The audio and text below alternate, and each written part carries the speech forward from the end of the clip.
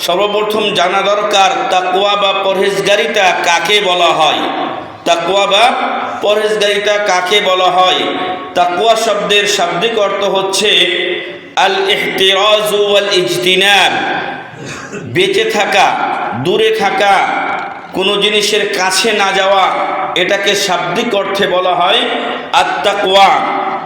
এবং শরীয়তের পরিভাষায় উদাহরণস্বরূপ আমি বলতে চাই যে আল্লাহ রাসূল সাল্লাল্লাহু আলাইহি ওয়াসাল্লাম যখন মুআয বিন জাবাল রাদিয়াল্লাহু আনহুকে ইয়ামানে পাঠিয়েছিলেন, সেই ইয়ামানে পাঠানোর যে নির্দেশনা সম্বলিত হাদিস তার শেষাংশে বলা হয়েছে ওয়াত্তাকি দাওয়াতাল মাজলুম, ওয়াত্তাকি দাওয়াতাল মাজলুম, তুমি বেঁচে থাকবে মজলুমের বদদুয়া থেকে।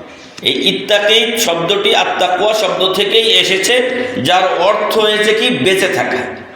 তাহলে তাকওয়া শব্দের শাব্দিক অর্থ হলো বেঁচে থাকা, দূরে থাকা, বিরত থাকা ইত্যাদি।